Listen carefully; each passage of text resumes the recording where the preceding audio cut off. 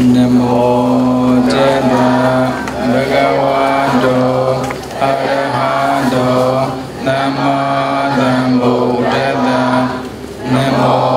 Tassa Bhagavato Arahato Namo Sambuddhassa Namo Tassa Bhagavato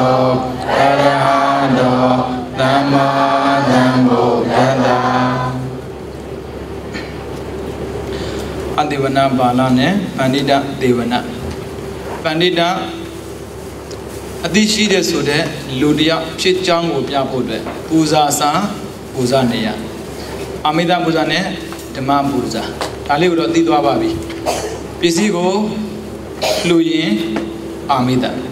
Achine, Buzoyin, Dema. Doesn't know, Sansia de Kugo, Sama Lodine, Jigo, Tome. Chana, Masakin, Matokin, Lulai, Araga, Amida. Oh, being Balomane, Senchina, Tila. Being Bale, Wamialai, Mita. Being Tila, Pina. And a chele, Legia. Tanya Piashing and Nibido. Zugo, Pisine, Mabuzoin, Niba. Pisi Buzo Canyelo, Parmi Pigada, Mahobu, a deep Pijelo. Parmi Pigada. To Pigada Parmigo, a demon Eugene de Sojin. Cotide Sude Ayane, a chin Tobialeva. Tilaye, Tamarie, Pinae, Ara, Tadanabe. Tila Dadana, Tamari Dadana, Pina Dadana. Tadana so Soma. Piashing on Nebido, Nalodin, Nazam Lodin Busra, Somarara, Tadanabe. Obitilas or Lodinao. I have Buzo dead by Julia Malasro. At the Shide, a Saint Lade, Kwamide, Chantade, Pina Jude. Buzo Canabogo, Mohobuno, Buzo de Bogo. Sadaro Dama, Wodandi, are you Wono, Thukan, Belen? Doesn't know Buzo can tie the Bogo, Shamala, Buzo da Desego, Muimala. Buzo Canada Bogo, Shai, Varoma Shalo, Maduina. Chaunda Komame. Dwima, Mobo. We know Bamanayama. Serabashi Amarabura Ganayo, Searo. Serozanaga Bumanabo. Lucy would drive the Maria shouted. Shimia, Dio Jandaba. The Gapi, down using Bale. Ah, Kona water, my. Piozamo, Buluyan, Dubiora, Dubiora. Yes, only Shiame, a thousand and Puame, Yosune, Choame. Piro, the Lala Pizo, the Manila Shiame, Pinale Tame. Sarah, not on it, not on it. Kind of my bibila. Mamma Bibia, like it, Latome. They never call it a Pia. Take my beauty gonna be on a boa Pia Shida. Logama machine and Buddha, got demon, Patona, Peter Latona. Oh, low any than all. Daja Muzanova, 3 times Buddha. Dana Loda with the last 100 Matamane, Peleba. Dana Sura to get Peleda. Dame was no payment Pogo de Yawa, Juidevia. Babos and Payment, Babos and maybe Layuni, Julo, Mabina, Danyamo, Pay that Sego, Muiba, Pazia, and Yaji, Tribalime. I was in the Danisa Mela Chine, Tatria Mama. Below Bogo Muri Pilo, Jan the Leso to Tapia Bivale. Kunaga Amida was an Mabuzan, but there was in a pure Wadaga. Whenever thin them, Malana and a Bogomia, she came as Soyin, Dana, Lolo, Jan. Dana Log Mebogo, Bogo Uzia, Mlobuno, Sego, Yuyame. Sego Yudagama, Lugine Shidala, Lugine Machine, Loba, Kene. Pido, Machinene Bola, the more Mita Boni the Landa, Mita Boyin, Doda Kene. Pido, Divilo Dala, Divilo Dala, Divilo Yin, Moa, Kene. A Coco, this on me, Poyim Dibu, Adamai, Neba and Buna, Neba and Buna, also Buna Bashida. Neba and Busa, Neba Sura, Ni Wana, Wana Niga Machida. Tana machine, my neighbor Solo, Cosego, Ubian Segiare. Neighbor a jump shit down, Mamma, to get again, neighbor go Johnny, a jump Sema, Howella, Ubian Segiare. Loma Bani, Dona Bani, Moha Bani, neighbor Oji. And a Coco Bian Seba. Una doesn't know thing I got one. Soro Subira, she remind of Daveshia. Neighbor go ရောက်ဖို့အတွက်အကြောင်းအထောက်ပံ့ဘလို့ပဲဆိုဆိုကနိဗ္ဗာန်သာပေးစေဟောလို့ပဲဆိုဆိုအဲ့ဒါကမင်းမလောဘဒေါသမောဟကင်းရလို့မေးလိုက်တာ ਨੇ တူတူပဲအဲ့လိုမျိုးကိုကနေပြီးတော့လောဘဒေါသမောဟကင်းနဲ့ပူဇော်နိုင်ရင်အသက်ရှိတာပေါ့မှန်တာပေါ့ဘာဖြစ်လို့အသက်ရှိတာလဲဒေါသကင်းနေလို့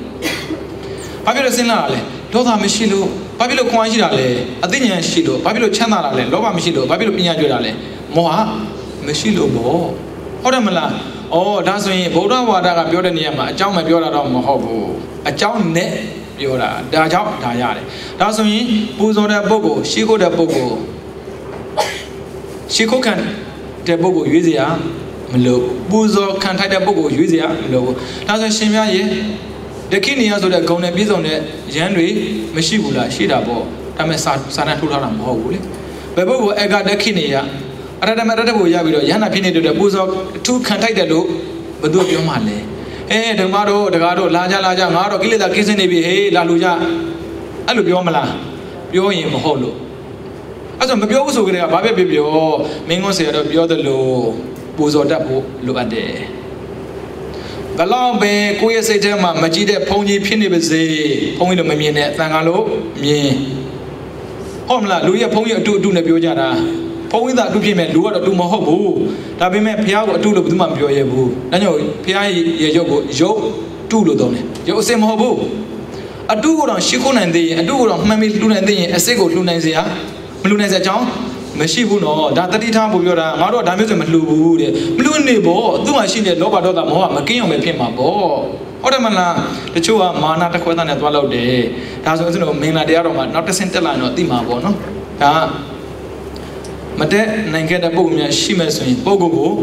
မရွေးပဲနဲ့လှူနိုင်ဖို့ဒါလှူဖို့နီလန်တိတိကျကျပေးတဲ့ထက်မှမပါသေးဘူးနော်ဒါနင်စမင်္ဂလာရောက်ရင်တခါထပ်လာမှာမို့လို့အခုကရိုးရိုးလေးပဲဖြန့်ပြီးပြောလိုက်တာဟုတ်ပြီဒီလိုမျိုးလှူဒန်းပေးကမ်းတာပဲဖြစ်ဖြစ်လူကောင်းတယောက်ဖြစ်ဖို့ပဲဖြစ်ဖြစ်လူစုံနဲ့ဝေးပွဲပဲဖြစ်ဖြစ်ဘာလို့ဆိုပฏิรูပဒေသဝါဒကိုနဲ့တစ်တော်မဲ့နေရာရောက်ဖို့လို့တဲ့တင်းတော်တဲ့နေရာမှာနေတဲ့နာပฏิรูပဟုတ်ပြီကိုရဲ့အကျိုးကိုတိုးတက်စေနိုင်တဲ့နေရာအကျိုးစီးပွားဖြစ်ထွန်းနိုင်တဲ့နေရာပฏิรูပဒေသဝါဒပဲဟုတ်ပြီအဲ့မှာစီးပွားရေးပညာရေးကျန်းမာရေးအေဂျင့်သားရေးရှိတဲ့နေရာအလုံးဟာလောကီနေရာမှာဆိုရင်လေတဲ့နေရာကြီးပဲကိုစီးပွားရေးပညာတတ်ထားတယ်ဒါပေမဲ့လက်တော်မှာနေလို့တော့အဆင်မပြေတာအမှန်ကိုသိတဲ့အသိနဲ့လောမဲ့လောဟာ match မဖြစ်လို့အဲ့ဒါပฏิรูပဒေသဝါဒမဟုတ်ဘူးတဲ့အဲ့ဆိုရင်ဦးဇင်းတော်ကမိမြတ်တဲ့ရှာဖွေမှုဆိုတာလူတိုင်းမှာရှိရတယ်အဲကြောင့်မို့မိမြတ်တဲ့ရှာဖွေမှုကဒသနာနုတ္တရိယအမြင်နဲ့ပတ်သက်ပြီးမိမြတ်တဲ့အရာကိုရှာဖွေနေရတယ်ဒါဆိုရင်တော့သမဏနေဇာဒသနာတော့ရှိသေးတာပေါ့သမဏနေဇာဒသနာခဏလေးထားလိုက်အဲ့ဒါအဝေးကျန်သေးတာပေါ့လို့ဒသနာနုတ္တရိယတဲ့မြင်တတ်ဖို့လိုအပ်တယ်ကိုမြင်လိုက်တဲ့အရာတစ်ခုကနံပါတ်1စိတ်ရငြင်းငြင်းမှုပိတ်ပြီးတော့နံပါတ်2အသိကိုပြီးနေတဲ့အမြင်ပြရမယ်ဆိုလိုတာကဗျာလောဘဒေါသမောဟမဖြစ်စေဘဲနဲ့လောဘဒေါသမောဟကလည်းသောတာပန်ဖြစ်စေနေလောက်တဲ့မြင်ကွင်းမျိုးဖြစ်ရမယ်အဲ့ဒါဆိုရင်အဲ့ဒီနေရာအမှန်တယ်ပြီးတော့သဝနာနုတ္တရိယကြားတဲ့အခါမှာလူတိုင်းဟာသချင်းကိုကြားကြပါတယ်လူတိုင်းအသံကိုကြားကြပါတယ်သချင်းပဲဖြစ်ဖြစ်အသံပဲဖြစ်အဲ့ကြားတဲ့အသံတွေကလောဘနဲ့ဒေါသကိုဖြစ်စေတယ်ကြားရင်လောဘဖြစ်မယ်မကြားရင်ဒေါသဖြစ်မယ်ဆိုပါစို့တနေ့ကနဲ့မနေ့ကဆိုရင်မြန်မာအိုင်တဲ့ကြည့်တဲ့လူတွေရှိကောင်းရှိလိမ့်မယ်ဟုတ်တယ်မလားကိုကြိုက်တဲ့ပုံကိုယ်ဆိုတာရှိမယ်ကိုမကြိုက်တဲ့ဘယ်လိုပဲဆိုကိုကြိုက်တဲ့ပုံကိုဆိုတော့အားပေးခဲ့တယ်လို့မနေ့က result ထွက်တယ်ဟုတ်တယ်မလားအဲ့ဆိုရင်အဲ့ပုံကိုယ်တွေစိတ်လှုပ်ရှားလိုက်ရတာသူရတာမရတာမသိကြဘူးကိုကတည်ဖို့အသေးရတော့ပဲဟုတ်တယ်မလားဒါမျိုးဖြစ်နေတတ်တယ်ကိုကရှာတာကိုဒါကြောင့်ကိုကအတန်နဲ့ပတ်သက်ပြီးရှာတဲ့ပုံကိုယ်တွေကကိုအသိပေးတဲ့အတန်ပဲရှာရတယ်တဲ့ဒါဆိုရင်တရားကိုနားတဲ့အခါမှာအသိပေးတဲ့တရားမို့လို့ဒါဆိုရင်အသိပေးနိုင်တဲ့နေရာကိုသွားတာဟာပฏิรูပဒေသဝါဒပဲဆိုတော့ဥပမာဒီနေ့လည်းသင်တယ်ဒီသင်တဲ့နာတာဘာပဲပြောဦးစင်တော့တတ်နိုင်တယ်လားအသိကိုပေးတယ်အော်နားတော့ရှိတယ်ကြားတာချင်းဟာမတူဘူးအတန်ချင်းတူတူပဲဘယ်အတန်ပဲဖြစ်ဖြစ်တူတူပဲအတန်ကအတန်ပဲအတန်မှာခွဲပြားခြားနာမှုမရှိဘူးနားနဲ့အတန်ကတွဲရဲ့ဒါပေမဲ့အသိပါတဲ့အတန်နဲ့အသိမပါတဲ့အတန်တော့ကွဲတယ်ဒါဆိုရင်ဒီနေ့သင်တန်းလာတာပฏิรูပဒေသဝါဒမှန်ကန်တဲ့နေရာလေးတခုကိုရွေးချယ်လိုက်တယ်ပြီးတော့လာဘနုတ္တရိယလူတွေကစီးပွားကြီးပွားရေးအမျိုးမျိုးရှာကြတယ် ဘလောက်ပဲရှာတဲ့အဲ့ဒါကအပယ်ကိုကြားနိုင်မယ်အရာတွေမို့လို့မကောင်းဘူးတဲ့ဒါဆိုစီးပွားတိုးတဲ့နေနေရသွားတာတော့မှန်တယ်ဒါလောကီပြောတာမဟုတ်တော့လောကုတ္တရာပဲဥစဉ်ကပ်ပြီးပြောတာလောကီပြောမှဆိုတော့ပြောထားတယ်စီးပွားရေးပညာရေးကျန်းမာရေးအေဂျင့်သားရေးရှိတဲ့နေရာတွေကကိုယ့်အတွက်တင့်တော်တဲ့နေရာလို့ပြောတယ်အခုကလောကုတ္တရာဘက်ကဥစဉ်ပြောတာအပယ်ကလောကုတ္တရာပြောတာအဲ့ဆိုတော့စီးပွားကြီးပွားရေးတိုင်းသမီးတွေရှာနေမဲ့စားတဲ့တတ္တာတိုးစေနိုင်တဲ့အရာကိုရှာလဲပဲပฏิရူပဒေတာဝါသားပဲတဲ့ဒါဆိုဒီနေ့လာတယ်မသိသေးတာလည်းသိသွားမှာပါသိပြီးသားလည်းသိကြသွားမှာပါဟုတ်တယ်မလားအဲ့ဆိုရင်ရှုံးတာမြတ်အော်မြတ်ပြီဆိုရင်တရားတရားကောင်းလာမလားတရားတဲ့ရောသွားမလားကောင်းလာတာဗောအာမခံရဲတယ်ထမင်းအောင်စားတတ်ပြီရေတောင်တောက်တတ်ပြီအော်ထမင်းစားတတ်ရေတောက်တတ်ရင်ထမင်းကိုလည်းလှူတတ်သွားတယ်ရေကိုလည်းလှူတတ်သွားတယ်အဲ့ဒါတတ်တာပဲအဲ့ဆိုရင်ဒီနေရာကတင်တော်မဲ့နေရာတစ်ခုပဲဒါကြောင့်မို့နေရာကိုရွေးဖို့တော့လိုတယ်ပုဂ္ဂလောပိသေနာသနံပိဥပါနေတယပိစေနာပိစေယောပုဂ္ဂိုလ်လည်းရွေးရတယ်ဗျကိုပေးမယ်ဆိုရင်ပုဂ္ဂိုလ်ရွေးစရာမလိုဘူးဒါပေမဲ့ကိုကအသိယူမယ်ဆိုရင်ပုဂ္ဂိုလ်ရွေးဖို့တော့လိုတယ်ဒါကြောင့်ကိုကပေးမှလားယူမှလား ask yourself ကိုပြန်ပြီယူမယ်ဆိုရင်တော့ရှိတဲ့လူစီမှာပဲယူလို့ရတာနော်မရှိတဲ့လူစီမှာယူလို့မရဘူးအော်အရှိယူမလားအသိယူမလားဒါလည်းကွာသေးတယ်အရှိယူမယ်ဆိုတော့လောကမှာလူတွေအများကြီးပဲအသိယူမယ်ဆိုတော့လောကမှာလူတွေကနည်းနည်းလေးပဲရှိတယ်ဥစ္စာကံကောင်းထောင်းမဆိုနဲ့လေးသိဉ္ဇဏကဝတ္တပါရမီဖြစ်ခဲ့တဲ့ဘုရားရှင်ရဲ့သာသနာထက်ကိုစလို့ရောက်လာတယ်ပြီးတော့အဲ့ဒီသာသနာမပြည့်အောင်ထိန်းတဲ့သံဃာထဲမှာစလို့ပါသွားတယ်။အော်တာဝန်ရှိသွားပြီ။သူတော့တာဝန်ခံနေတာ哦။သာသနာဝန်ထမ်းရှင်ဟန်လို့တာဝန်ခံလိုက်တဲ့အတွက်ဒဂါတွေရဲ့အပက်မကြားရဥစဉ်တော့တာဝန်ပြန်ယူပေးရတယ်။အပက်တော့မကြားလို့မဖြစ်ဘူး။မဖြစ်ဘူးဒီဒဂါရဲ့လူနည်းမှမဖြစ်ဘူး။ဘာဖြစ်လို့လဲ။သူတို့ရဲ့သွေးချွေးနဲ့ရလာတဲ့ပစ္စည်းကိုဥစဉ်တို့လှူလိုက်တယ်။ဒါဆိုရင်သူတို့သွေးချွေးနောက်ထပ်ကြားစရာမလိုစရာအဲ့ဒါတော့ဆိုအာမခံပြရတယ်အာမခံချက်မရှိဘူးဆိုရင်အဆင်မပြေဘူးဒါကကိုယ်ယူဖို့အတွက်ပြောတာလှူဖို့အတွက်ပေးဖို့အတွက်ဆိုကိစ္စမရှိဘူးနော်ဘယ်သူဖြစ်ဖြစ်ပေးလို့ရတယ်ယူမယ်ဆိုတော့ရွေးပါပေးမယ်ဆိုတော့ရွေးစရာမလိုဘူးဒါကြောင့်ကိုယ်ကရွေးတဲ့နေရာမှာကိုယ်တရားတရားကိုကောင်းစေမဲ့နေရာလားဘယ်မှာတရားတရားကောင်းအောင်ပြောနိုင်မဲ့ပုံကိုလားဒါလည်းသိဖို့လိုတာပေါ့ဦးဇင်းတို့ပြောလို့ကောင်းတယ်ပြောကောင်းတယ်တော့မှပါတယ်ပြောဆိုလိုတာမဟုတ်ဘူးပြောကောင်းမှာပေါ့ကောင်းတယ်လို့ပြောရင်လည်းပြောကောင်းမှာပေါ့ဖះပြောတဲ့စကားဥစ္စာပြောနေတာလေဥစ္စာတို့စကားပြောရင်တော့ဒီလိုလက်တော်ကြည့်မှာမဟုတ်ဘူးမတူဘူးလေဥစ္စာတို့ personal ကိစ္စပြောတာမဟုတ်ဘူးလူတွေသိတတ်တဲ့ general ကိစ္စဥစ္စာတို့ပြောတာဒါကြောင့်မို့ဒီတရားလေးကကောင်းတယ်လို့ထင်တာဒီတရားလေးကသိတော်တယ်လို့ထင်တာထင်မှာပေါ့ဗျာဖះတရားကိုဥစ္စာတို့တရားမှာမဟုတ်ပဲနဲ့ဟုတ်တယ်မလားအဲ့ဒါကြောင့်ကိုယ်နဲ့သိတော်မဲ့နေရာကိုဒီနေ့ယူလိုက်ပြီ၆လာတာပဲလေနေ့ပိုင်းလေးယူတဲ့ပုံကိုရှင်းမယ်မယူချင်လို့တော့မဟုတ်တချို့တွေကချင်းနေမပေးလို့ဒါပေမဲ့ဒီနေ့ရသွားတဲ့လောက်ဆိုရင်တော့ဘဝမှာအပယ်မကြောက်နေလို့ရတယ်လုံးအမခံရတယ်အပယ်မကြောက်စေရဘူးဟုတ်တယ်မလားပြီးတော့အပယ်မကြောက်တဲ့ပြင်ဘဝမှာမဆင်းရဲစေရဘူးဒါနတကူလို့တဲ့ပုဂ္ဂိုလ်ဘဝပဲဆင်းရဲမလဲပြီးတော့ဒေါသရှော့ပြီးနေတဲ့ပုဂ္ဂိုလ်အသက်ပဲတူပါမလဲယောဂပဲဖြစ်ပါမလဲပြောပြီးသားလေသူဘာလို့လဲမေးတယ်မေးကုန်ဥစ္စာပြန်ပြီးတော့ဖခင်ပြောတဲ့အတိုင်းပြန်ပြောပေးတာပဲဒါဆိုလို့အသက်ရှည်ကျန်းမာဖို့အတွက်ခက်သေးလားယောဂကင်းဖို့တော့ရောခက်သေးလားချမ်းရဖို့မခက်ဘူးချမ်းသာဖို့ဘဝမြင့်တဲ့ဖို့မခက်ဘူးဒါပေမဲ့ဥစ္စာပုဂ္ဂိုလ်ရွေးအောင်မှာရွေးတဲ့ဆင်လို့ဥစ္စာမပြောနိုင်သေးဘူးလေဒါနေစမင်္ဂလာရောက်မှာ how to choose ဘယ်လိုရွေးမလဲဒါတော့ဥစ္စာပြောရမယ်နေရာမရောက်ဘဲနဲ့ဥစ္စာကြိုပြောလို့ဆင်မပြေဘူးလေအဲ့နေရာရောက်ရင်ပြောစရာမရှိပဲဖြစ်နေမှာပေါ့ဟုတ်တယ်မလားအဲ့ဆိုတော့ဥစဉ်တော့ပฏิရူပဒေသဝါဒဆိုတဲ့အတိုင်းကိုယ်နဲ့တင့်တော်တဲ့နေရာကိုရွေးရတယ်ဒါကြောင့်မို့တင့်တော်တဲ့နေရာနေတဲ့နေရာတွေသူပြထားတယ်တစ်ယဟန်မှာအတိပြည့်တဲ့ယောက်ျားနဲ့အတိပြည့်သူမိန်းမဆိုလိုတာပရိသတ်၄ပါးခေါ်တယ်ယဟန်ဆိုတာဘေခုနေဥပဒကဥပတိက၄မျိုးရှိတယ်ယဟန်မှာအတိပြည့်သူယောက်ျားအတိပြည့်သူမိန်းမတခြားမဟုတ်ဘူးတရားတရားမရှိသေးရင်တရားတရားရှိအောင်ပြောနိုင်တဲ့ပုံကိုယ်တွေဖြစ်ရမယ်ပညာမပြည့်သိရင်ပညာဖြည့်နိုင်အောင်ပြောနိုင်တဲ့ပုံကိုယ်တွေဖြစ်ရမယ်ဘုန်းကြီးဖြစ်ဖြစ်သီလရှင်ဖြစ်ဖြစ်တကယ်တော့ရဟန်းမဆိုတာသီလရှင်မဟုတ်ဘူးသီလရှင်ကရဟန်းမဟုတ်ဘူးသီလရှင်ဆိုတာယောဂီတစ်မျိုးပဲဟုတ်တယ်မလားဒါပေမဲ့ကိုတွေးလိုက်တဲ့ပုံကိုယ်တွေသည်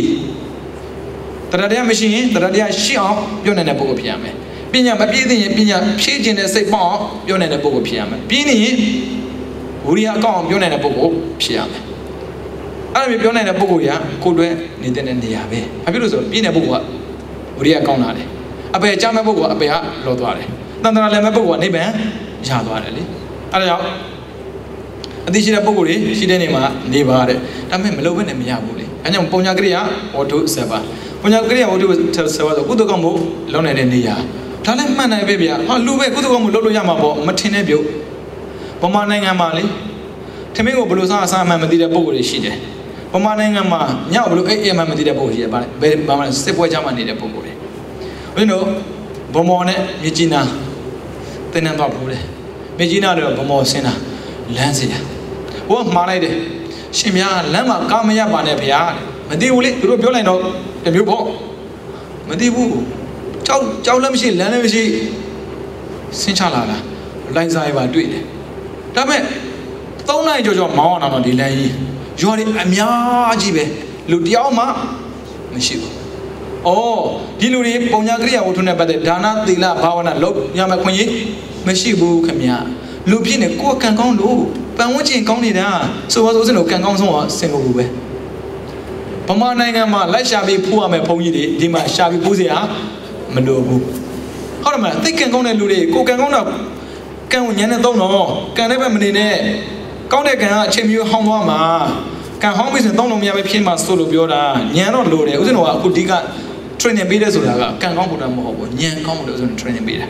ဒါပေမဲ့အခုကံနဲ့ပတ်သက်ပြောတာဟုတ်အဲ့ဆိုရင်အဲ့ဒီလိုရွာမှာနေတဲ့ပုံကိုယ်တွေကုသိုလ်လုပ်ဖို့အချိန်ရှိလားမလုပ်ချင်လို့လားလုပ်ချင်တယ်ခွင့်ရမရှိလို့ကိုကကံကောင်းထောင်းမဆိုတဲ့လုပ်ခွင့်ရတာကျေးဇူးတင်လိုက်ကိုကံကိုကျေးဇူးပြန်တင်တကယ်တနာတယ်ဦးဇင်းတို့ဘုံမောနိပညာတက်ကတော့ဦးဇင်းတို့အဲ့မှာတင်နှံပေးတာဟုတ်အဲ့တော့တမိုင်းတို့နေပေါင်းပြန်ဦးဇင်းကိုမှားလိုက်တယ်မြေကြီးနာကလမ်းမှာမရက်နဲ့ပြောတာဘာဖြစ်လို့ဘုံထောင်ထားလို့60သိကောင်းတဲ့နေရာပဲဒါဆိုရင်ဦးစင်းလည်းတည်သွားနိုင်တယ်ပေါ့တော်သေးတယ်ဗျဥပ္ပစ္စရကမရှိလို့နဲ့တူတယ်ဘုံမနှင်းပြီဘူးရက်တယ်တကယ်ရက်တာမသိဘူးလေဟိုကအဲ့လိုဘုံမရှိလို့မပြောဘူးလေဘုံကြီးဆိုရင်အာနာလို့ဖြစ်မှာပေါ့အဲ့ရက်ပြီးတော့အေးစေးကိုကြည့်ဒီအမေတော်သားရတာဗျနေလို့တော်တော်ကောင်းတဲ့နေရာဘုံမဲ့မသိတော့ဒါမဲ့ဘလောက်ပဲနေလို့ကောင်းတဲ့နေရာဖြစ်ဖြစ်ကုသိုလ်မဖြစ်တဲ့နေရာနေလို့မကောင်းဘူးဒါကြောင့်နိုင်ငံခြားမှာနေတာကြာကံကောင်းတယ်စင်ကာပူကပ္ပမှာစင်ကာပူကံကောင်းဆုံးနေရာစင်ကာပူနိုင်ငံပြောတာမဟုတ်ဘူးဗမာနိုင်ငံသားတွေ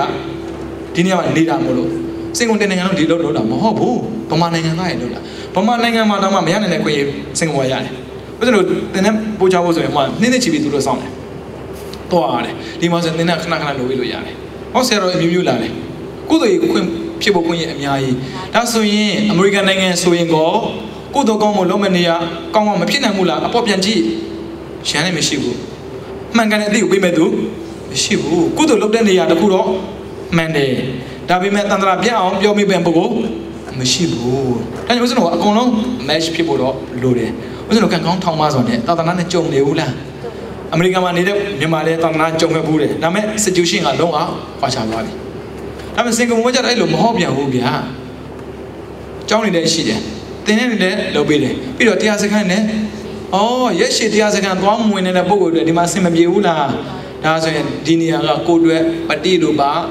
ဒေသဝါဒအစစ်ဗမာနိုင်ငံမှာဦးဇင်းတို့တခါပြန်သွားကြတယ်ဦးဇင်းပြန်လာတွေ့ဖို့မလွယ်ဘူးသူ့အနေနဲ့သူလုံးချလဲပြီးတော့သင်တန်းဆိုရင်ဝေးပါသွားတာကံကောင်းပြီးတော့ကုသိုလ်လေးမြဲတာတခုပဲရှိတယ်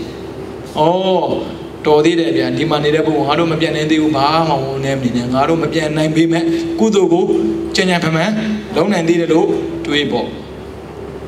့ပြီးတော့နံပါတ်3သာသနာထုံးအားရရနဲ့မဇ္ဈိမဒေတာစတဲ့နေရာတွေဟာနေတဲ့နေရာတွေပဲမှန်တယ်သာသနာထုံးကားတဲ့ဆိုတာအရှင်ပြသာသနာထုံးကားမှာလူပြစ်တာမှမဟုတ်လားမှန်တယ်လေဥစ္စာလူပြစ်ဖို့ပြောတာမဟုတ်ဘူးသာသနာလုပ်ဖို့တဲ့ပြောနေတာသာသနာလွယ်ပြီးသာသနာလို့အောင်ပြတဲ့နည်းလမ်းမရှိဘူးကြက်တဲ့နေမှာရှာif you find the truth accept it ဒုက္ခသမုဒယနိရောဓမေဃဆိုသစ္စာလေးပါးကိုကြက်တဲ့ဘာသာမှာတွေ့တဲ့ဘာသာကိုယ်ွယ်ဒါမှသိကြတော့ဗုဒ္ဓဘာသာတွေဘယ်မှမရှိဘူးအဲ့ဒါတော့အော်စရာရှာပါဦးဇင်းတို့ဗုဒ္ဓဝါဒကိုယ်ွယ်ပါပြောတာမဟုတ်ဘူးကြက်တဲ့ဝါဒကိုယ်ွယ်တယ်ဒါမှသစ္စာမသိရင်တော့ခဏခင်းနေနေပဲမရောက်နိုင်ဘူးဒါတော့ဦးဇင်းတို့အာမခံရတယ်ဒါဆိုလို့ဆိုကံကောင်းထုံးမဆိုတဲ့သာသနာနဲ့ကြုံနေဘူးလားကုသိုလ်လုပ်ခွင့်မရဘူးလား ခန္ဓာကင်းရပြတဲ့နိဗ္ဗာန်ကိုရောက်စေနိုင်တဲ့အကြောင်းတရားတွေကိုပြောပြတဲ့ဆရာတော်တွေမတွေ့ဘူးလားကံကောင်းနေတယ်ဗျအဲ့ဒီကံကိုထိုင်တာပြင်ထားအဲ့ဒီကံကိုဖြောင်းနိုင်အောင်နဲ့ညံကောင်းပြန်တော့နှမို့ဆိုရင်ကြာသွားမှာဗျဒါပฏิရူပဒေသဝါဒဖြစ်နေလို့ပြောတာအော်မနေတဲ့နေရာဘယ်လိုလဲရှိတယ်ဆိုတော့ရှိတာပေါ့နံပါတ်1ချစ်ခင်မြင်လို့သူမရှိတဲ့နေရာကိုချစ်မဲ့သူမရှိဘူးဆိုမနေနဲ့စိတ်ဆင်းရဲမှာဆိုလို့နံပါတ်2အသက်မွေးကြောင့်အလုံးမရှိတဲ့နေရာဆင်းရဲမှာဆိုလို့ဘာမှလုံးမရှိဘူးအလုံးမရှိတဲ့နေရာမှာသွားနေရင်တော့မွေပြီးရင်မွေရင်းပဲအလုံးရှိတဲ့နေရာမှာနေရင်လေအလုံးမလုံးချင်ဘူးနေလို့မရဘူးဆိုတော့ဗမာနိုင်ငံအလုံးမရှိဘူးစင်ကုန်ကြတော့အလုံးမရှိပဲနေလို့မရဘူးမလိပဲထားလိုက်မှာတော့ဟုတ်တယ်မလားဒါကြောင့်အသက်မွေးကြောင့်မရှိတဲ့နေရာမနေပါနဲ့ပြီးတော့နံပါတ်3ဆွေမျိုးမိတ်ဆွေမရှိတဲ့နေရာဆွေမျိုးမိတ်ဆွေမရှိတဲ့နေရာနေပြီဆိုရင်ဘယ်လိုအန်ဒရကြောင့်ကိုကောက်ွယ်ပြီးမယ်လို့မရှိဘူးဘယ်လိုပဲယောဂဖြစ်ဖြစ်ကိုကိုပြီးမယ်လို့မရှိဘူးအစင်ကမောကန်ကောင်းတယ်ပမာရေးသိနေချင်ပြီးရှိတာပြီးတော့နံပါတ်4ပညာတိုးတက်ခြင်းမရှိတဲ့နေရာကိုအတွက်ဘာအသီးမှမရနိုင်တဲ့နေရာအဲ့ဆိုကိုပြန်မေးကြည့်ငါဒီနေရာရောက်နေလားရောက်နေရင်ထွက်သွားပါမနေပါနဲ့ဘာမှမရနိုင်တဲ့နေရာပစ္စည်းလေးတစ်ခုရအောင်နဲ့တော့ဘောဓမှာမနေပါနဲ့ပစ္စည်းရလို့နေတယ်ဆိုရင်တိရစ္ဆာန်တွေကြည့်လိုက်ပစ္စည်းရတော့ရတာပဲစားစရာတိရစ္ဆာန်တွေမရှာဘူးဘာတိရစ္ဆာန်ပဲဖြစ်ဖြစ်ဦးဇင်းတို့ခွေးတွေကြောင်တွေရှော့ပင်သွားတာတွေ့ဘူးလားတွေ့ဘူးလားသူတို့တွေရောဟောက်ကစင်တာလုပ်ခဲ့တာတွေ့ဘူးလားဒါပေမဲ့သူတို့သိသွားလားမသေးပါဘူးနေဖို့အတွက်အစားအသောက်အဲ့လောက်ရှာစရာမလိုဘူးခင်ဗျအဲ့လောက်ထိလောဘတကြီးမနေနဲ့ဟောဟုတ်တယ်မလားမလိုအပ်ဘူးလေတရိษံတော့မနေလို့ရသေးတာပဲကိုလည်းနေလို့မရဘူးလားတရိษံအိတ်တယ်လို့ကိုလည်းအိတ်နေမနေနဲ့ဗျအလုပ်ပြုတ်မှာတရိษံအိတ်နေတာအလုံးမသွားဘူးလေဟုတ်တယ်မလားဒါဆိုရင်တရိษံမပူသလိုကိုမပူပါနဲ့ဒါပေမဲ့တရိษံနေတယ်လို့တော့ကိုမနေနဲ့တရိษံမပူဘူးပိုက်ဆိုင်တော့ရှာမှာပဲမတွေ့တဲ့အောင်ရှာမှာလုံးဝမရဘူးလားတခိုးစားမှာပေါ့တရိษံတွေကအပူမရှိဘူးအပင်မရှိဘူးမနေ့ကတွဲဆိုမရှိဘူးတပတ်ကတွဲဆိုမရှိဘူးနောက်ဘဝတွဲဆိုတော့သူမှမရှိဘူးအေးပဲဦးဇင်းတို့အေးနေတဲ့အကျင့်ကိုတော့တရိษံတွေကယူရမယ်မတွေးပဲနေတဲ့အကျင့်ကိုတော့တရိษံတွေကမယူနဲ့ဗျအဲဆိုကိုယ်ကံကောင်းပြီးတော့ပฏิလူပဒေသဝါဒရောက်နေဘူးလားရောက်နေတယ်လို့ဖို့တော့လိုတယ်ဗျရောက်ပြီးတော့ပြင်းတဲ့ပုဂ္ဂိုလ်တွေရှိတယ်ဖြုံးတဲ့ပုဂ္ဂိုလ်ရှိတယ်ပြင်တာအိုရင်ဘာမှတော့တော့မရဘူးကိုအိုလို့တော့ဘယ်သူမှကိုကြီးစိုက်မှမထင်နဲ့လူတွေကခက်တယ်ဗျဆွေမျိုးမို့ရွှေရှိမှမျိုးခက်တာအဲဆိုရွှေရှိအောင်လုပ်တာလीဟုတ်တယ်မလားရွှေမရှိရင်အမျိုးမတော်ဆိုရင်ရွှေရှိရင်မျိုးတော်မှာပေါ့ရှင်းရှင်းနေသူကဟိပေးပေးတာရွှေမျိုးဆိုအဲဆိုကိုစားရနေတော့စုသိရင်စုလုံးသိရင်လုံးဟုတ်ပြီကိုကနေရာကောင်းနေတော့ကြပြီအလုပ်တော့လုပ်ချင်တယ်အောင်မြင်နိုင်မှာမလားမသိရသေးဘူးဖခင်ကတော့တစ်ဆင့်ချပေးတယ်နေရာမှန်တယ်အောင်မြင်နိုင်ပါမလားစင်ကောင်ကနေတယ်ချမ်းသာနိုင်ပါမလားစင်ကောင်နေတဲ့လူတိုင်းချမ်းသာတာမဟုတ်ဘူးလေဒါပေမဲ့ချမ်းသာတဲ့ဘုံမရှိဘူးလားဗမာမို့လို့မချမ်းသာအောင်မထင်နဲ့ဗမာချမ်းသာတာအများကြီးရှိတယ်အဲကိုမဟုတ်ဘူးလေသူဖြစ်နေတာအဲဆိုရင်ပမာဏတန်းချင်းတူတူလောက်တဲ့ချင်းတူတူဘာခွာလဲအဲ့ဒါဩဘေကတ္တပေါညာအတိတ်ကကုသိုလ်ကံပါခြင်းမပါခြင်းနဲ့ဆိုင်တယ်ကြိုက်တဲ့နေရာမှာသွားနေဆိုပါစို့အမေရိကန်မှာနေရင်ချမ်းသာမှထင်တာဘယ်နိုင်ငံမှာနေချမ်းသာမှထင်တယ်ခက်ပြည့်ကြည့်နေရာကကိုယ်ဖြေထုတ်ပေးတာမဟုတ်ဘူးကံကကိုယ်ကိုဖြေထုတ်ပေးတာငါတို့ဗမာနိုင်ငံမှာနေလို့ဆင်းရဲတယ်ဟုတ်ပြီဗမာနိုင်ငံနေတော့ထွက်ပြီးတော့စင်ကာပူလာလို့ကြည့်ပါလားချမ်းသာမှာလားဩဒါဆိုဘာလို့လဲပို့ဘေကတ္တပေါညာအတိတ်ကလုပ်ခဲ့ဖို့တဲ့ကုသိုလ်ကံရှိဖို့လို့တဲ့ဒါဆိုစလို့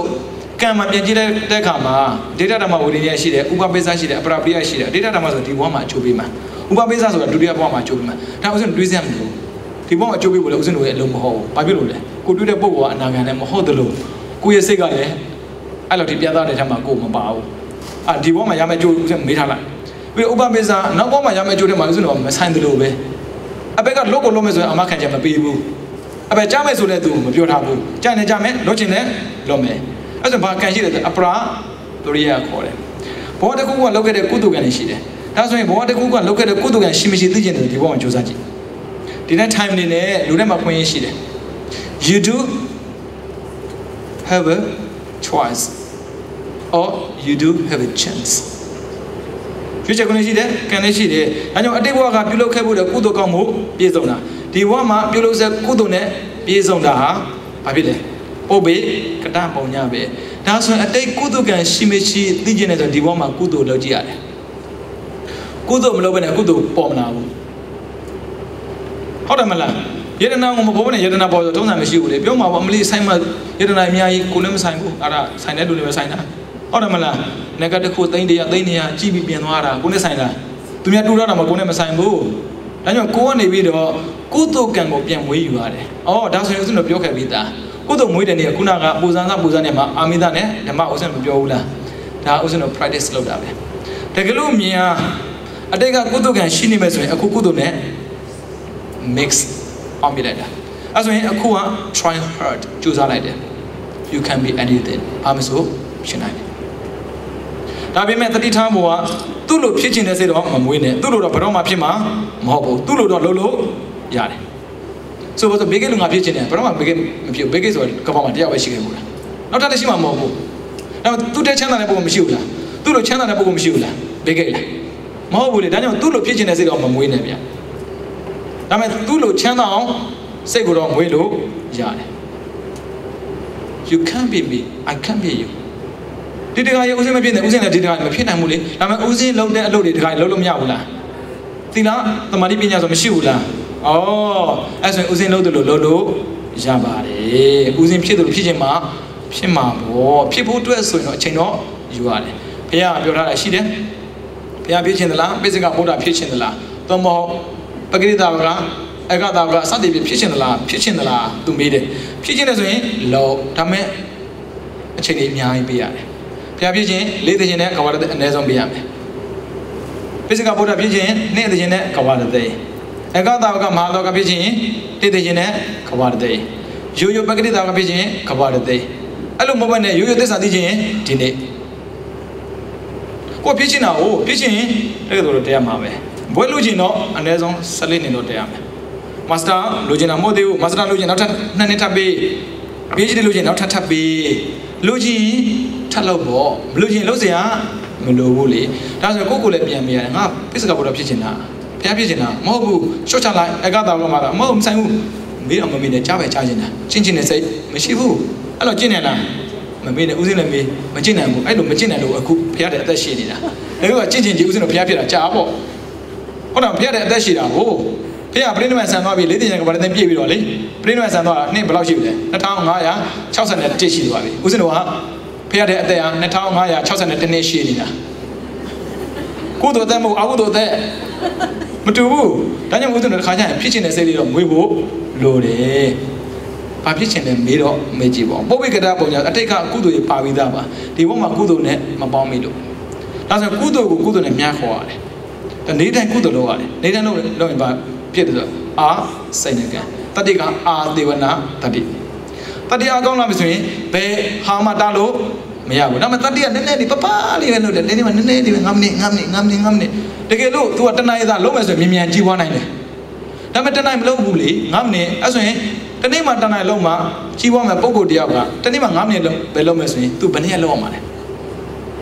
တွက်ကြည့်9တလီ9တဏှာယူမှမိနစ်60ကံ तू ဘယ်နှစ်ရက်လုပ်အောင်မလဲပြောကြည့်တဏှာလုံးမယ်ဆိုရင်1ရက်နဲ့ပြီးတယ်9မိနစ်လုံးမယ်ဆိုရင်သိမှာပါဒီလောက်ဆိုရင်ဟုတ်တယ်မလားဒါဆိုရင်ကိုကနေပြီးတော့ကံလည်းကောင်းခြင်းတဲ့ဆိုရင်ဝိရိယလည်းလိုက်ပြရတယ်မပြင်းနဲ့ကုသိုလ်လုံးမှလည်းမပြင်းနဲ့စီးပွားလုံးမှလည်းမပြင်းနဲ့ကုသိုလ်လုပ်တာဘာအတွက်ဆိုရင်စီးပွားရေးအောင်မြင်ဖို့အတွက်အတိတ်ကကုသိုလ်ကံပါလိမလားဆိုဘယ်သူမှမသိဘူးလေတေချာတော့ပါဖို့များပါတယ်ဘယ်ရပဲအဝေစီကပဲတက်လာတယ်လားကိစ္စမရှိဘူးတိမ်မိမင်းကအဝေစီကတက်လာတာပဲဟုတ်တယ်မလားဒါပေမဲ့ဘယ်မဖြစ်ဘူးလားဩကံအဲ့လိုမြင်နေတာဟိုမအခုကငါအဝေစီကမတက်ဘူးမထင်နဲ့သူတို့မတက်ဘူးထင်တာပြောလို့မရဘုရားလောင်းတော့တက်လာတာပဲကိုလည်းကုတ်ကပ်ပြီးတက်လာတာဟုတ်တယ်မလားအဲ့ဆိုတော့ဦးဇင်းတော်ကအတိတ်ကကုသိုလ်ကံမရှိဘူးဆိုရင်တော့မှအခုကုသိုလ်မရှိဘူးလားဒါဆိုရင်ဒီနေ့လုပ်တဲ့ကုသိုလ်ကမနေ့ဖန်ချရင်အတိတ်ဖြစ်သွားပြီဟုတ်တယ်မလားမနေ့ကလုပ်ခဲ့တဲ့ကုသိုလ်ကဒီနေ့ကအတိတ်ဖြစ်သွားပြီအဲ့ဒါပုပ္ပေကတရှေ့ကလုပ်ခဲ့တာဒါဆိုနေတဲ့လုပ်ဖို့မလုပ်ဘူးလားပြတ်တော့သွားမလို့နေတယ်ကုသိုလ်ပြတ်တော့လို့အဆင်မပြေဘူးဟုတ်မလားခြိပေါက်လိုက်ယောက်ျားသေးလိုက်ခြိပေါက်လိုက်သားသေးလိုက်ပြီးပြီဘယ်သူခံစားမှာလဲ အဲ့လိုလည်းစင်မပြေဘူးလေနော်အဲ့ဆိုရင်ကျမ်းမှာချမ်းသာဖို့အတွက်ကုသိုလ်ကိုပြတ်တောင့်ပြတ်တောင့်လုပ်မှာလားစက်တက်လုပ်မှာလားစက်တက်လုပ်တော့အာဆင်နကန်ပြောတာကိုဘာအကျိုးများရုပ်သွားလဲနေတိုင်းလုပ်တာအခုဦးဇင်းပြောတဲ့ထဲမှာဒါနပါတယ်သီလပါတယ်မေတ္တာပါတယ်ဝိပဿနာပါတယ်ဘာတွေများအဖို့ထက်ပြီးလုပ်လိုက်ရတယ်ရေတစ်ခုကလွယ်ဘာမှမကုန်ဘူးထမင်းတစ်ပကံကလွယ်ပြီးတော့ဘာမှမကုန်ဘူးထမင်းတစ်ပကံကိုယ်ပြန်စားရတာပဲဟုတ်တယ်မလားဒါပေမဲ့ကုသိုလ်ရမလားဘူးလားအစိတ်သိမ့်မှမထင်နဲ့ဒါအစိတ်ပြေတယ်အဲ့ဒါကြောင့်အာဟာရဖြစ်တယ်ခေါ်တာအသန္တရာသွားရင်အာရှိပြီသားဒါကြောင့်အစာထဲမှာအတိထက်တာသန္တရာသွားတာတက်တာတယ်အစာထဲမှာအစိတ်ထက်တာရင်သန္တရာမသွားနိုင်ဘူးမြင်မြန်သိမြင်အောက်ဆင်းမှာပေါ့ဖတ်တယ်လို့မရဘူးနော်အဝေးစီအိုးရချော်နေရအောင်ဘလို့ပဲတက်တဲ့သူဘလောက်ပဲလက်သက်ရှည်ထားတာကျိုးမှာပဲဟောတော့မလုံးနဲ့ဒါကြောင့်နေတိုင်းကုသိုလ်လုပ်ထားဖို့မလိုဘူးလားအဲ့ဒါပုပ္ပေကတ္တပုံညာဒါကြောင့်ရှေးကောင်းဖို့ရတဲ့ကျက်သေးသို့မဟုတ်ကုသိုလ်ကံပြောတာဒီပစ္စည်းဥစ္စာကျွယ်ဝတာတချို့ချမ်းသာတယ်အဲ့ဒါဒိတ်ကံကြောင့်တော့ရတာသွားမပြောနဲ့ကွာဒီကောင်လည်းကားပါကွာဒီကောင်ဘာကွာခရိုနီခရိုနဲ့ခရိုပြခရိုဝါအောင်ညံနေညံနဲ့ညံကလာဘာမှပြောစရာမလိုဘူးဒီဘက်မှာချမ်းသာနေတာကွာ तू အတိတ်ကံကောင်းလို့နင်းပညာတတ်တာချမ်းသာတာမဟုတ်ပညာတတ်တယ်တချို့ချမ်းသာတယ်ပညာလည်းတတ်တယ်မတူပညာတတ်တာလည်းပဲအတိတ်ကကုသိုလ်ကံကြောင့်ပဲသုံးရုပ်စင်းလှပတာရုပ်ရည်လှပတာလည်းအတိတ်ကကုသိုလ်ကံပဲလေအစိုးရတာအစိုးရတယ်ဆိုအခုလိုမျိုးသမထဖြစ်တာတွေဝန်ကြီးရဖြစ်တာတွေပေါ့ပြီးတော့ငါအချွေရံပေါ်တာအဲ့ဒါလည်းအတိတ်ကကုသိုလ်ကံကြည့်မယ်ပြည်စဥစ္စာကြွယ်ဝတယ်ဆိုတာဘာကိုရှော့ခဲ့လို့ပြန်လို့ဆို plan ပြန်လုပ်တိုင်းမှာနော်ဘာလာမှာပါတယ်လေပြည်စဥစ္စာကြွယ်ဝတာကလောဘတဲ့မဟုတ်မစ္စရိယပါတယ်နော်လောဘနဲ့မစ္စရိယကိုရှော့ခဲ့လို့နံပါတ်1ပညာတတ်တာကမောဟကိုတတိနဲ့ရှော့ခဲ့လို့နံပါတ်3ရုပ်စင်းထားတာကနံပါတ်4အစိုးရတာကအစိုးရတယ်ဆိုတာလေလူကြီးဖြစ်တာပေါ့မာနနံပါတ်5အချွေရံပေါ်တာကအိဒါကိုဒီလောက်သိတော်ပြီဒါတော်သိတယ်ပြောရမှာမင်းတို့တက်ခဲ့လားမတက်ခဲ့လားဥစဉ်မသိဘူးလေကိစ္စမရှိဘူးဒီလောက် apply လုပ်နိုင်ရင်ရပြီဒါဆိုပစ္စည်းဥစ္စာချမ်းသာကြွယ်ဝခြင်းနဲ့ဆိုရင်မစ္စရိယနဲ့လောဘကိုလျှော့ပေးပါပညာတတ်ခြင်းနဲ့ဆိုရင်မောဟကိုလျှော့ပေးပါရုပ်လားခြင်းနဲ့ဆိုရင်ဒေါသလျှော့ပေးပါစခိုင်းတာမဟုတ်ဘူးတိုင်ရင်လိမ့်မယ်ရောက်မှာဟုတ်ပြီနော်လျှော့ခိုင်းတာပြီးတော့အစိုးရအစင်းနဲ့မြင့်ခြင်းနဲ့ဆိုရင်မာနလျှော့ပေးပါနံပါတ်5အချွေရပေါ်ခြင်းနဲ့ဆိုရင်အိဒါ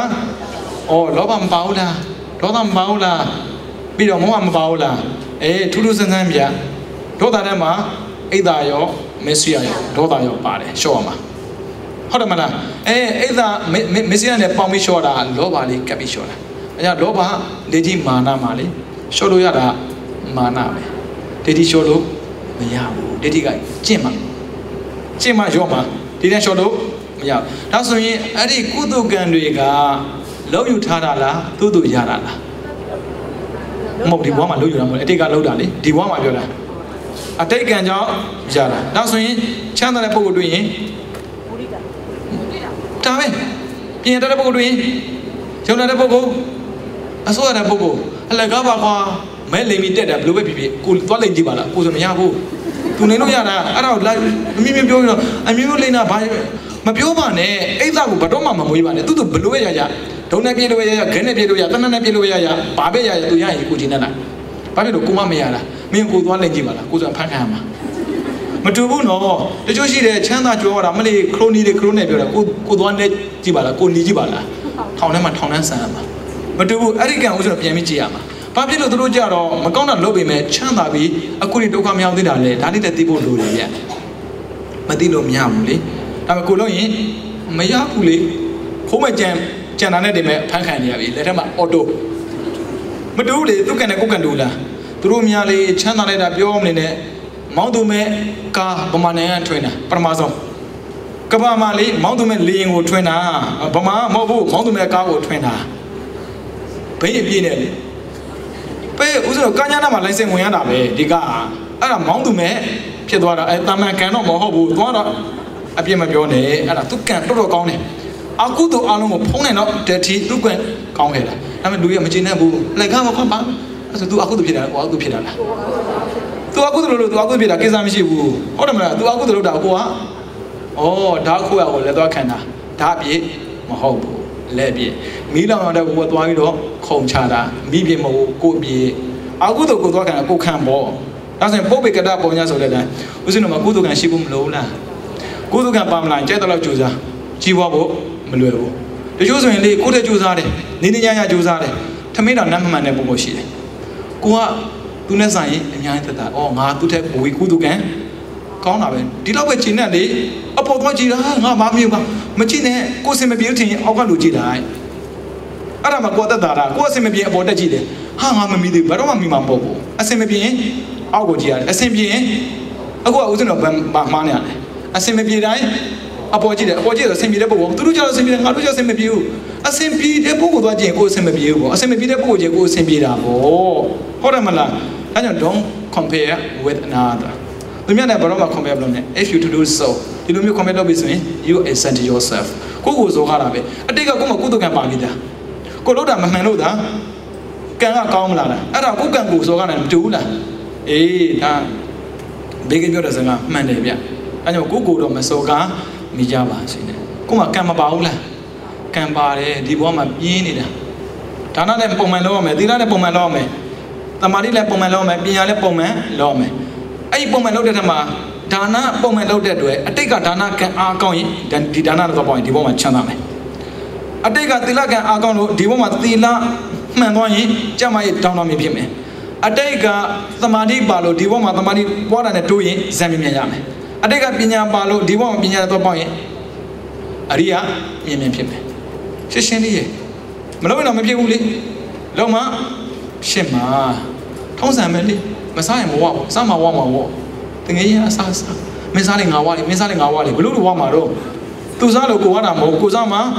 嗰度呢話冇攞一啲，嗰個變質吧，但係呢你啦，撇下吧，啲啦呢你啦，撇下吧，但係啲呢你啦，撇下吧，邊樣呢你啦，撇下吧，呢樣撇吧，咩嘢撇時啊，唔攞喎，佢話撇時唔攞啦，邊個事咧？巴士，但係那個爸爸哩，話我咪get嚟啦。 我把你养回乌衣，譬如，我比那我比把嘞边，但是你太阳呢，想到没乌过，今天他们呢，去了。但那比没，这里啊，地路，那里，那他，我们那些阿头人比到嘛，哎，我们那不到。阿说讲，哎，地方我比的不，阿说那他我们那改变的话嘞，但是我 never give up，把我们兄弟比吧，把我们兄弟们白提的，对的提。 အရှုံးမပေးသေးမှာဟုတ်တယ်မလားဘယ်ထိဦးဇင်းတော်ကအရှုံးမပေးနဲ့ကြိုးစားမှာလဲသိတဲ့တိဒါဆိုရင်လောကီယမှာစီဝါဥစ္စာနဲ့ပတ်သက်ပြီးအောင်မြင်ဖို့အတွက်သိတဲ့တိကြိုးစားပါတရားမှာလည်းပဲဒီတိုင်းပဲမဲ့ဖို့ရဖို့အတွက်သိတဲ့တိလောက်ပါဟောဘယ်ချိန်မှလဲလုံးနေတော့ပြောတယ်မလုပ်ခင်တော့မလုပ်ဘဲနဲ့တော့ငါသိတဲ့တိကြိုးစားမယ်သူအိမ်နေလို့မရဘူးလေလုပ်တဲ့ချိန်မှာသိတဲ့တိလောက်ပါအဲကြောင့်တရားမှတ်တဲ့ပုဂ္ဂိုလ်တွေဘာယောဂတွေဘာတွေဘာဖြစ်နေအသိခံပြီးတရားထိုင်ပါအဲ့ဆိုမြင်မြန်တရားရတယ်ဗျာနော်မရနိုင်ဘူးလားမေးတာအားရနိုင်ဘူးလားအော်မရနိုင်တဲ့ပုဂ္ဂိုလ်မို့လို့လားမဟုတ်ပါဘူးရနိုင်တဲ့ပုဂ္ဂိုလ်မဟုတ်ဘူးလားဒီတက်ကိုဝင်လာရတဲ့တတိယတာမန်မဟုတ်ဘူးမလွယ်ဘူးလူတိုင်းအဲ့စင်းဆိုတော့ကြောင်ညာတွေ့လိုက်တယ်စင်းပြီးဖို့ခြေတော်ချတော့အမျိုးမျိုးကိုလည်းပါပါလေအာနောက်ဆုံးမှပြီးမှပါလေအဲ့မျိုးဘာလို့မသိကြဘူးတဲ့အလောက်ကခွင့်ရလားမရလားတော်တန်တတိနဲ့မရဘူးထိတ်ဆုံးမှာပြီးတယ်လို့တော့ပြောစရာမလိုဘူးပေါ့တတိကောင်းတယ်သူခွင့်ယူဖို့ယူမယ်ပေါ့ဒါဆိုရင်ပฏิရူပဒေသဘာသာခေါ်တဲ့ကိုယ်နဲ့တင့်တော်ပြီးတော့သရတရားကောင်းစေတဲ့နေရာပညာကောင်းစေတဲ့နေရာကိုသွားရတဲ့တတိယတာမန်တတိထင်လို့လားမဟုတ်ဘူးလူတွေအများကြီးရှိတာပဲလူတွေမသွားဘူးဟုတ်တယ်မလားတတိကိုမွေးယူရတာတတိကဒီနဲ့ပေါ်လာတာမဟုတ်ဘူးဒါကြောင့်မို့စစ်သားတွေကတတ်တဲ့ဝင်ချင်းလူမတတ်ရဲဘူးစစ်သားဆိုတာဘာတတ်ဘယ်သူမှတရိစ္ဆာန်မတတ်ဘူးစစ်တပ်ထောင်ထားတာလူတတ်ဖို့ပဲဒါပေမဲ့စစ်တပ်ဝင်တာနဲ့ဘယ်သူမှလူမတတ်ရဘူးဘာဖြစ်လို့လဲကြောက်စရာကြီးလူတတ်တာဒါပေမဲ့ပါလေလုပင်းနဲ့ပြီးဆက်ရောက်သွားရောက်တယ်ဟာသွားရဲသွားတာဒါကြောင့်မကောင်းတာဖြစ်ကောင်းတာဖြစ်လေ့ကျင့်တာများရင်ရဲတယ်ဒါပေမဲ့မကောင်းတာနဲ့တော့မရဲနဲ့ဗျမကောင်းတာနဲ့ရဲငရဲဆိုရှိတယ်ဟုတ်တယ်မလားကိုတဲ့ရဲတာငရဲမပူနဲ့သွားမှာအဲကြောင့်ကောင်းတာနဲ့ရဲအဲ့ဆိုကုသိုလ်နဲ့နေရာမှာလုပ်ပြီးဆိုရင်အသိခံပြီးလို့အဲ့ဒါကပရမတ္ထပါရမီခေါ်တယ် ပါရမီတဲ့မှာအမြင့်ဆုံးဒီပုဂ္ဂိုလ်မှာတရားမရဘယ်ပုဂ္ဂိုလ်မှာတရားမရတော့ဘူးဥပမာဆိုပါစို့ဦးဇင်းတို့ရှုတော်ဘုရားမရောက်တဲ့ပုဂ္ဂိုလ်ဘယ်သူရှိလဲရှိဘူးဗမာနိုင်ငံသားတော်တော်များရှုတော်ရောက်ဘူးလေအဲမှာဦးဇင်းတို့ရန်ကုန်သင်တန်းစပူသေးမှတော့တော့လေသင်တန်းသား650လို့ရှိရမေးလိုက်တာရန်ကုန်ဒီရှုတော်ဘုရားမရောက်တဲ့လူဘယ်သူရှိတယ်မေးတယ်တယောက်ထောင်တယ်ဗျာအဖွားတရားရှုတော်တခါမှမရောက်ဘူးလေဟာပူပြီးနေတာအဲ့နေရာဦးဇင်းကအမားလို့တကယ်တွေ့ဘူးလေဆိုပါစို့ရှုတော်ဘုရားပေါ်ဘူးမှာပါဘယ်မို့ဝတက်တဲ့ကိစ္စမရှိဘူးဒါပေမဲ့တက်မို့ကမြည်မြူမယ်ကဲရှင်းမို့တက်တာနဲ့မြည်မြူမယ်နောက်မို့တက်တာနဲ့မြည်မြူဆိုရင်ကောဘုရားစီတက်အောင်မလားမတက်အဝေးပဲဖုံးမှာပေါ့တက်မလားမတက်ဘူးလားပြောကြည့်တက်ရလားမတက်ရဘူးလားရှုတော်ဘုရားဖူးရင်မြည်မြူပဲဗျာဖုံးမလားပြောပါဦးဇင်းအချင်းအသိမရဘူးနော်ဖုံးမလားမဖူးဘူးလားယူသားပြောမလိမ့်နဲ့မှန်တယ်ပြောဘုံမှန်ပဲအဲ့လိုတော့မလုပ်နဲ့ဖုံးမလားမဖူးလားသိမှာနော်မြည်မြူမှာအဝေးစီတယောက်မှာအဝေးစီရောက်မယ်မဖူးတော့ဘူးလေဒီဝင်အဝေးစီမရောက်ဘူးလားသူသိတယ်ဖះပြောပြီးသားဖះတွေစကားနှခုမပြောမှပြောဘူးဒီဝင်ကငါ့ကိုမြင်တာနဲ့မြည်မြူမှာရောက်သွားကြည့်တယ်အဲ့ဒါဆိုသူကဘာဖြစ်မှာပိစိကဗုဒ္ဓဒါဆိုကိုယ့်ရဲ့တတိကိုပြင်မွေးကြည့်အဝေးစီကြမစင်ဘူးဒါကိုလုပ်တဲ့အကုသိုလ်ကံကြောင့်ကိုကမြူတာလေဖះဖူးလို့မြူတာမဟုတ်ဘူးဒါပေမဲ့ဖះကိုဖူးရင်းနဲ့အသက်ကိုဆွန်ရတာအဲ့ဒါဖះကိုအသက်လှူတယ်ခေါ်တာအဲ့ဒါဘာလဲဇီဝိတပရိစာကအဲ့ဒါပါရမီတွေမှာပရမတ္ထပါရမီရိုးရိုးပါရမီမဟုတ်ပါရမီရဲ့ဥပပါရမီပရမတ္ထပါရမီရဲ့ဆိုတာသုံးခုရှိတယ်ပါရမီဆိုတာကပစ္စည်းဥစ္စာပဲဆွန်တာလက်ချေကိုမဆွန်နိုင်ဘူးဥပပါရမီကျတော့လက်ချေဆွန်တယ်ပရမတ္ထပါရမီအသက်ပါဆွန်တယ်ဖះကိုဖူးတယ်ဟုတ်တယ်အသက်သိခံပြီးငါဖူးမှာအဖြစ်လို့တတ္တတရားအကောင်ကိုမေးကြည့်တယ်ဖူးမလားတတ္တတရားတော်တော်အကောင်တယ်ဒီလိုတတ္တတရားနဲ့တော့ဝိပဿနာနဲ့သိမကတ်နဲ့အောင်ဒါနမှာအကောင်အရင်တော့လားမလွယ်သေးဘူးဒါကိုသိတာပဲလေဒါရှင်မထင်တာဒီတော့သွားရတာပေါ့အခုမှတော့မရတော့ဘူး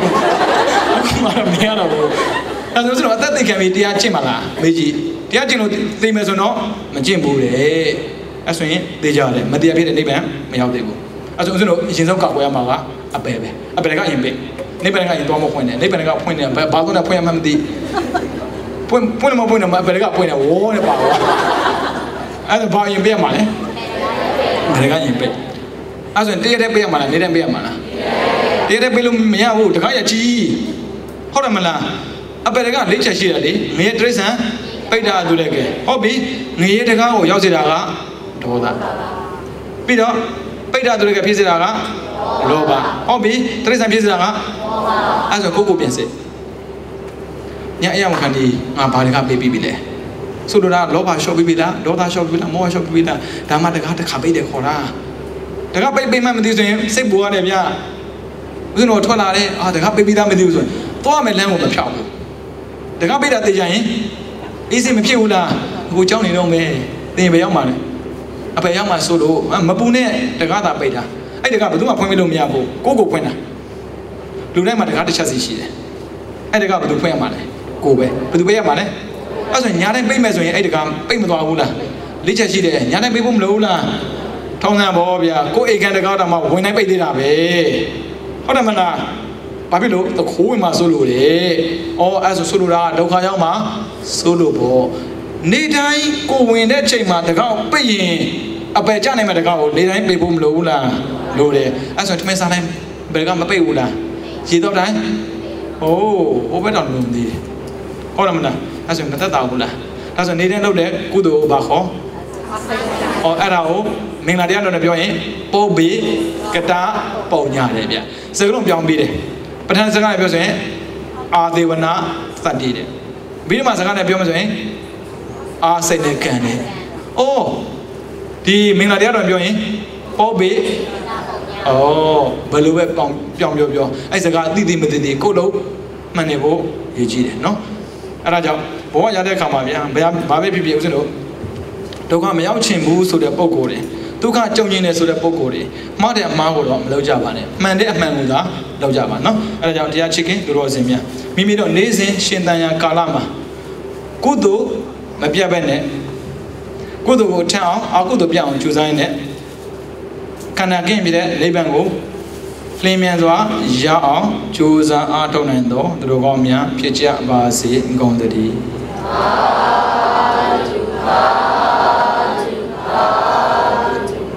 ခိုင်တဲ့ဆင့်ပြန်ယူလိုက်အောင်နော်